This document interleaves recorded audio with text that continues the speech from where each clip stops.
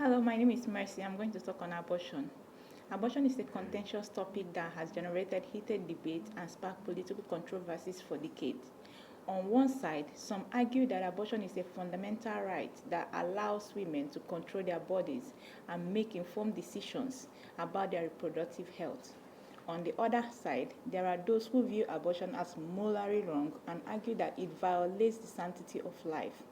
In this essay, I will examine the ethics of abortion and the controversial views surrounding women's reproductive rights. It delves into the historical, legal, and cultural background of abortion, along with the social, political, and moral ramifications of this contentious topic. By offering a comprehensive examination, my goal is to present a nuanced viewpoint on the intricate matter of abortion, thus promoting a greater comprehension of these significant issues. What stands for? Many people may have strong opinions on the morality of abortion. Still, it is essential to consider the range of circumstances in which a woman may need to terminate her pregnancy. Reasons for an abortion can include rape, incest, or health risks due to pregnancy complications. It is also not always possible for couples to plan for a pregnancy, and birth control can fail or be misused. In these cases, abortion can be necessary to ensure that both the mother and her unborn child are safe and healthy. Nevertheless, no one can truly know whether abortion is morally right or wrong without considering each individual situation in which it occurs. Firstly, a woman possesses the right to self-governance over her own body. It is her choice whether or not to carry a fetus or terms, and the government should not meddle with her decisions. Forcing women to give birth against their will violates their bodily autonomy. Moreover, outlawing abortion does not eliminate the demand for it. Women who are determined to terminate a pregnancy will resort to unsafe, illicit method that jeopardizes their well-being and lives. Legalizing abortion guarantees that it is performed safely and that women have access to necessary medical attention. Secondly, women possesses the right to make decisions about their own lives.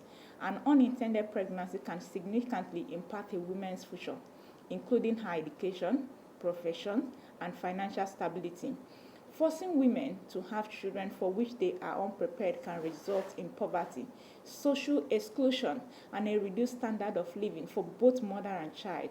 Allowing women to choose whether or not to have an abortion empowers them to make choices about their future and prevents them from being compelled into circumstances for which they are not equipped. Thirdly, the choice to have an abortion is often a challenging one that is made after careful deliberation. Women do not take this decision lightly, and it's frequently influenced by intricate and personal situations. It is not the government's role to evaluate the reasons behind a woman's choice or to impose its ethical principles on her. Rather, we should value women's autonomy and enable them to make their own choices about their bodies and lives. Any opposition? Abortion has been practiced for thousands of years. It is a widespread procedure that women have used throughout history to terminate their pregnancies. In fact, abortion has been practiced since ancient times and remains legal in most countries today. However, many people are beginning to oppose it. The pro-life movement has been growing over the past few decades, gaining more support from the government and religious groups. The pro-life movement believes that life begins at conception, so all abortions should be illegal except when they are necessary to save mother's life. Pro-life advocates believes that life begins at conception, so all abortions should be legal except when they are necessary to save the mother's life. They argue that a fetus is a person and should be treated as such. Right to decide.